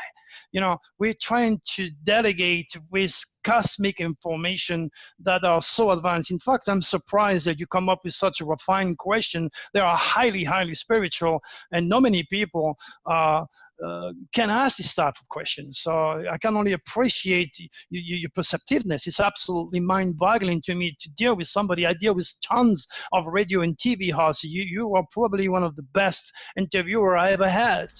Thank you so much. That's very kind of you. I appreciate that very much.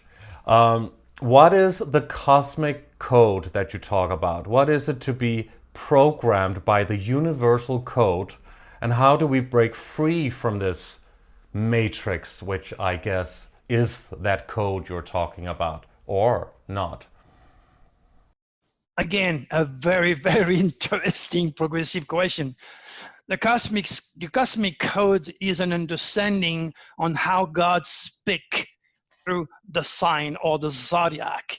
And you cannot apply your free will unless you become cosmic conscious, because God, or the part of God inside of us, is much stronger than the stars. But if you do not educate yourself and understand your UCI or your unique celestial identity, you're going to be nothing else than a robot reacting psychically to a higher program. Your brain is connected to the universal brain. There is nothing inside but a program from the outside, and that goes completely against the scientific community, which believe everything starts and finishes in the brain.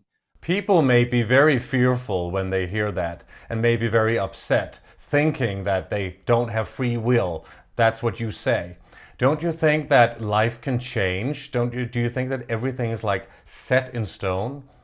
Let me correct you, Lucas. You do have free will. That is, if you are curious enough to investigate God, cosmic divinity, and the cosmic code.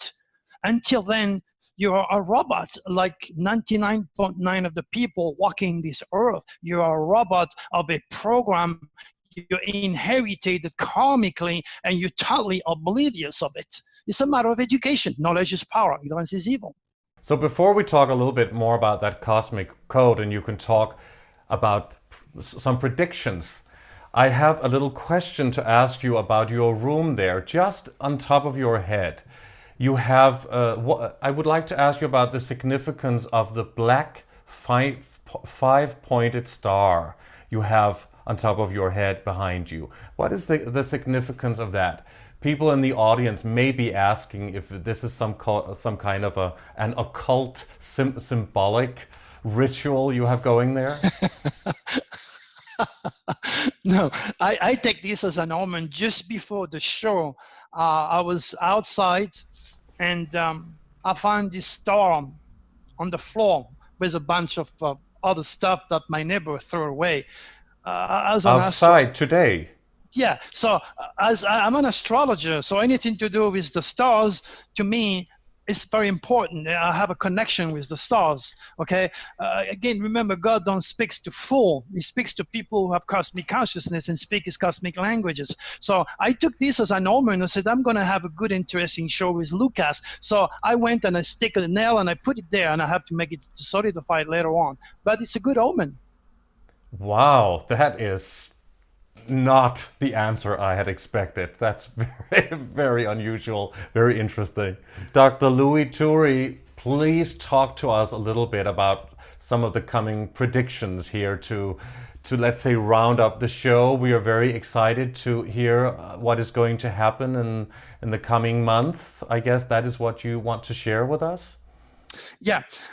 First of all, I want to, before I do this prediction, I want to mention to your audience, Lucas, that they have to go to drturi.com and click on your banner, Age of Truth, and there is, under it, there is Age of Truth TV, January, February 2019 predictions, because all the dates I'm going to give you goes with quatrains and keywords. Like Nostradamus, being born in Provence, I was born under the same stars than Nostradamus. I have nothing to do with the prophet, apart from that I was led by the Draconis to master his methodology. So like him, I use quatrains and keywords. However, I don't have to fear the Inquisition anymore. The religious fanatics wanted to burn me because I dwell with the stars.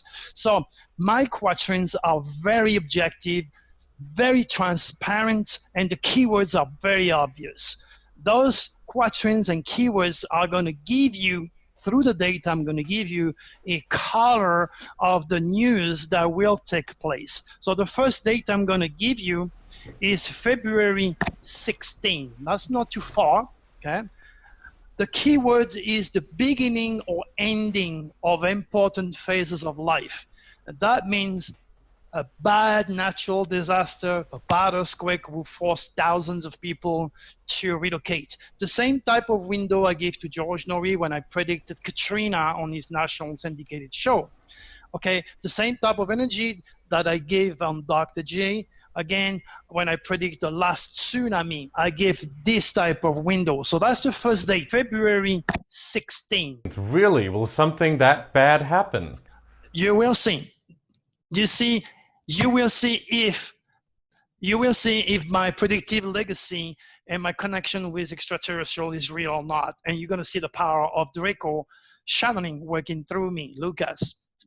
All right, the next date I'm going to give you is February 24th. February 24th keywords is secrets and drama. Again, the exact type of energy that I gave on my little show when I say be ready for police news, and sudden enough, this cop shot another cop playing Russian roulette. This doesn't happen every day.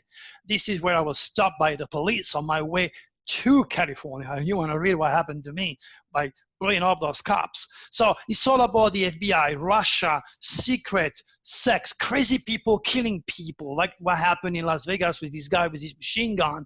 This is a plutonic energy. The Lord of Hell is going to be in charge of the world for 3 days. Now, I'm giving you the date of February 24th, but the window is 48 hours, so to speak, because of the longitude and latitude. The earthquake can happen the day before or the day after, because Asia is ahead of us, or Europe is ahead of us. So I use the longitude and latitude by giving you one date, but remember the window goes 1 day ahead and 1 day after. The maximum energy is there. So be ready for a lot of secret things involving sex, the police, drama, killers, nasty, and the police. Be sure the police will make the news, like a bunch of cops who were killed a few days ago under the same negative energy. The last date I'm going to give you, we're going to go all the way to March. Okay, yeah, March the 2nd. Yeah. Now, this is, the keywords is sudden release of energy, news from the cosmos. Of course, it could mean also explosion. The last date I gave, I see be ready for a plane crash, and you see what happened in LA, that plane crash, exactly into the same window. So the keywords is sudden release of energy. And did explosion. You predict that as well? Yes, on radio, on three radio stations. Now you can go and listen to the show. So sudden release of energy, explosion, large earthquakes above 6.0, always. My windows always involve earthquake above 6.0 because they don't happen all the time. And the keywords is shocking you, like an airplane that crashes is shocking you. Anything to do with technology, cosmic news, so to speak. When I was on William Shatner, a TV show, he says, Dr. Turi, I don't mind to put you on national TV, but you have to give me the proof of your prediction. So I say, okay, how do you want to do that? He says, write 5 predictions, give me some dates, and sign it to Canada. And my crew will come to your house, and that day, they came here, they open the date, they look at CNN, and they call him back, and they said, oh my gosh, is real. Everything you said happened. Why don't they put you on the mainstream news? If you're actually a resource, if you can predict those things and have done that for years, why don't they want to do that instead of so that they can prevent things? Oh, God bless you, my friend. What I'm trying to tell you here, Lucas, I signed certified mail to USGS, to Pasadena, to the Seismology Institute, to NASA, giving them the same type of date, but predicting earthquake above 7.0.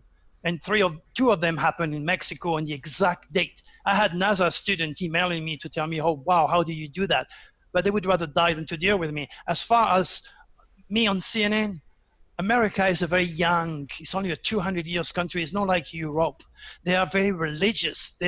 They fear people like me. That's why they burned people like me in the past. And that's why the extraterrestrial led me in this country. So I can help the American population to bypass the limitation and of what God is all about. Again, I repeat myself, God don't speak to fools. He speaks to people who have cosmic consciousness. But if you could actually prevent these things from happening, maybe at least the law enforcement could use you as a resource. It's funny because one of my best friends is a retired captain of police in New York. He's my best supporter for years. He's also a student of mine, and he tells me, Dr. Turi, I wish the police were listening to you. When they stopped me on my way to California, I told them, be ready for some very dramatic things involving the police. Or at least I wrote it in my newsletter. I hope they read it. And the next day, 4 cops were shot dead. So do you think that they're actually aware of your abilities and aware of you doing these predictions? Oh, yes. Lucas, the FBI visited me twice. Remember? I gave exact date of terrorist attack. They came in my house and they said, who the hell are you? Are you a sleeping cell? They looked everywhere. They asked me for my papers. Because they were suspicious of you. Yes, all I did is to warn my country. I went to the Secret Service in France and I told them, be ready on that day, something will happen in Paris. And I gave all the detail like I did with 9/11, okay? And I did the same in LA, the same for California, for New York. So you predicted 9/11 as well. We haven't touched upon that today, but I know that you've spoken about that on other shows. But you actually did that. How long before 9/11 happened, and how accurate were your predictions? A year and a half before it, and the printing process in my book makes it unarguable. All you got to do is Google Dr. Turi 9/11, and you will read exactly what was written in my book. And you wrote a book about that. What was the title of the book? Moon Power. These books, you might find copy for free on my website.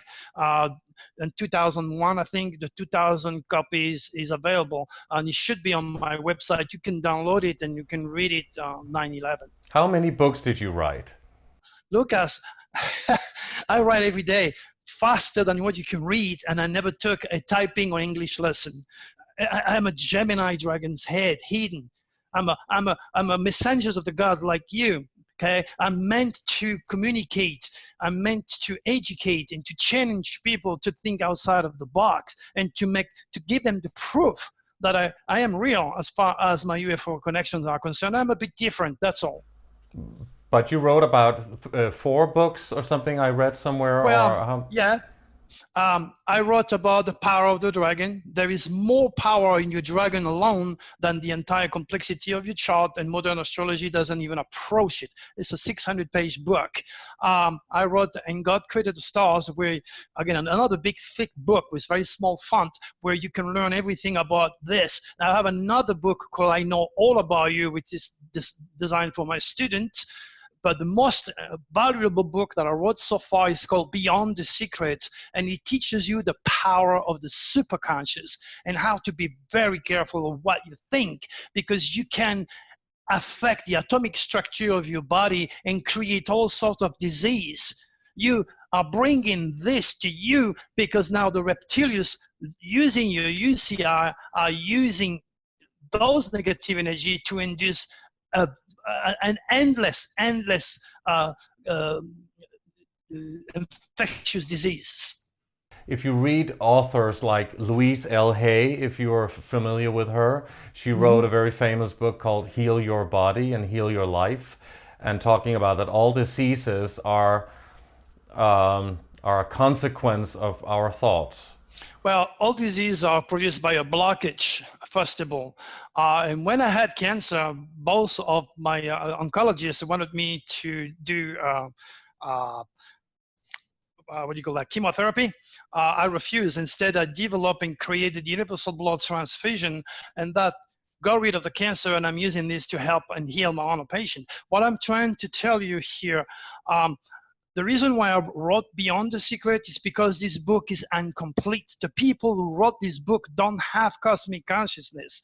They only dwell with the world through their 5 limited human senses. How do you know that they don't have cosmic consciousness? Why should you be the only one? No, I'm not the only one. I have a lot of students who have been taught. I read the book, and there is information that are missing, critical information like this one. Let me give you a little fraction of what happened to me, and that is in my book. When I was a kid, my mom and my dad have a very different UCI, so they were fighting all the time. I used to say, my mom and my stepfather, I used to say to them, is there any way you guys could just communicate instead of screaming? So to the point where one day they had to take me to the hospital because I developed otite, chronic otite, and they could not stop the infection. They stuck my butt with 8,000 units of penicillin trying to stop the infection. Didn't stop. They told my mom, there's nothing we can do. You can take Louis back home. And then they said, what's the prognostic? Well, it's probably going to go to his brain and he's going to die. That was it. I was a kid. I was like 13 or 14 years old. Now, what really happened is that I didn't want to hear them. So I was fed up and I went to my grandmother. And guess what? Grandma never raises her voice. She never speaks loud. And the very same day that I went and lived with my grandma, this disappeared. In other words, I was making a subconscious wish, asking God to hear my prayer. I didn't want to hear my parents. And the only way God, who does not rationalize, the only way he was going to do it is by making me deaf. That is not in the book, Lucas. That is just one simple information. My book, thick book, loaded with the real secrets. Get it? It's very much like what people talk about with the law of attraction, and what thoughts you send out is what you get. Even the negative thoughts are often something that manifests in your life as well. The future is nothing else than a reincarnation of your thought. And when you start to generate negative thought and you're under the control of the reptilians, now you are affecting the atomic structure of your body, and you open up to all sorts of disease, particularly cancer. And how could I talk about cancer if I did not have myself cancer and beat it? That's one of the most terrible and dreadful diseases, taking out so many people on a global scale, and that's just simply horrendous.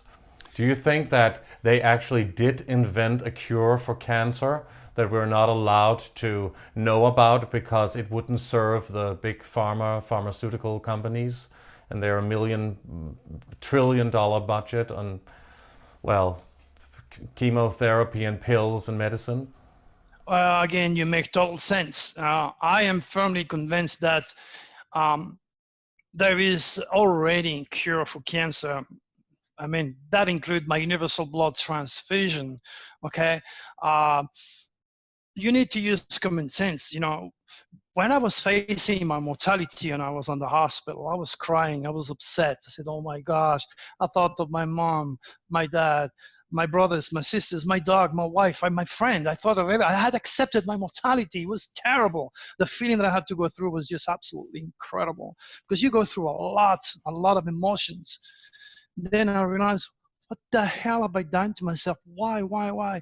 Then I recall for 2 years, I was so depressed when my wife dropped me, but I didn't do anything wrong to her. I was crying and I was upset. And of course, I had to drink a little bit more, trying to forget my drama that I was going through. So I was laying down the red carpet for the reptilians to invade my body, okay? But at the same time, I knew I said, I don't want to die.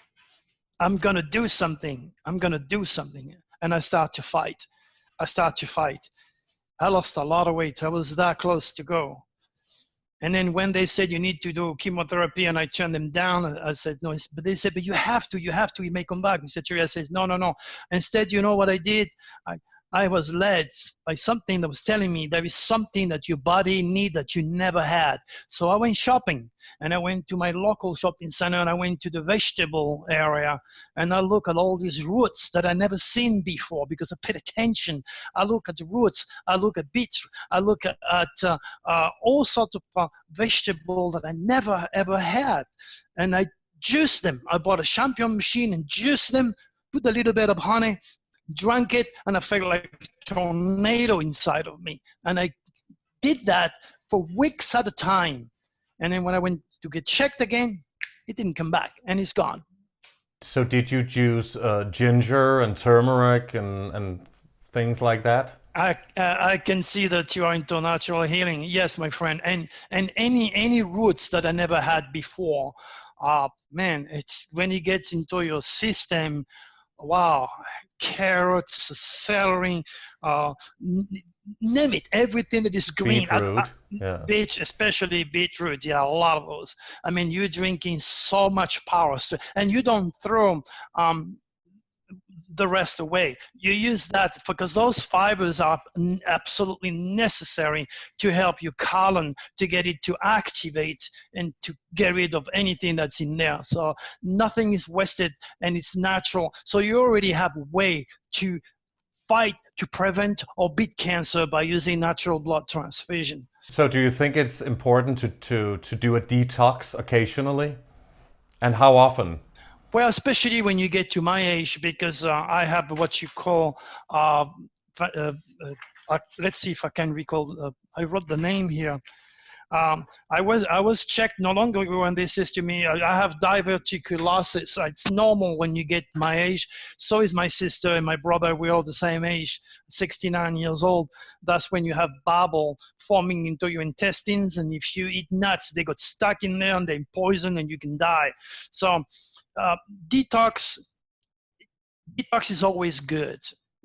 But if you detox your body and your mind is poisoned with negativity, depression, you're wasting your time. You got to use both. Physically and spiritually, you have to detox. And that's why it's so very important to meditate, to connect with Mother Earth. You know, you spend your life on wood floor, on carpet, on your tire, on tiles. You never connect with Mother Earth. It's so important to take your shoes off and walk barefoot, especially by the water on the beaches. You regenerate from the earth through your feet. Your feet are your biggest, most powerful tools. And when I do conferencing and I teach Nostradamus natural healing, I teach all the audience about the power that you have in your feet. And the marvelous secret that the seer using natural means in healing people. So that amazing message you're giving here, if people who does not agree with your idea of them not having free will, if they can take that from this amazing interview in order to actually change their life for the better, that would be a very good message, wouldn't it? You have no will unless you decide to regain your will. In order to regain your will, you have to understand your cosmic nature. So you can take your power back. Exactly. You said it for me. You've got to take your power back by investigating all the gift, the sins and virtue that God gave you. You see this? I was only 14 years old. What you see here is a piece of Nostradamus' window where he used to put his elbow. That's probably sweat. So that's I got his exact window. Yes. His actual window. Exactly. And I took a piece where that is his sweat right here. And don't ask me why I did that, but now you're gonna do it because they've redone his house. They went, and when I was there, I was a kid, so it was all natural. I went inside and I did a lot of things that I should not have done, and took things that I should not have done. But hey, I guess. But now you have it. I have it. It's my curse, but it's also a blessing.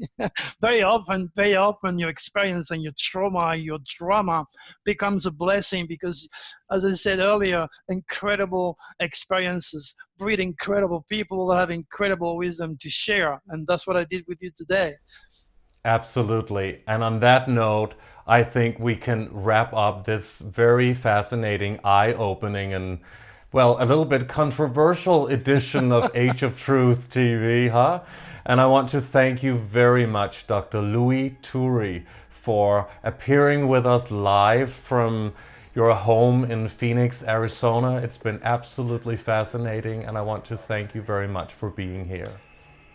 And I will take this opportunity to thank you, to thank your engineer, and all the audience for paying attention to what the cosmic design is all about. God bless you, my friend. Yeah, dig so deep into the physical and the spiritual structure of our reality here. Oh, thank you so much. I appreciate that very much. And good luck to you. We thank you very much for watching Age of Truth TV. You can support us by clicking onto our website, ageoftruth.tv. And please hit the bell, subscribe to our channel, and like our videos. We wouldn't be able to do it without you, and your support is greatly appreciated. Thank you for watching, and we'll see you again.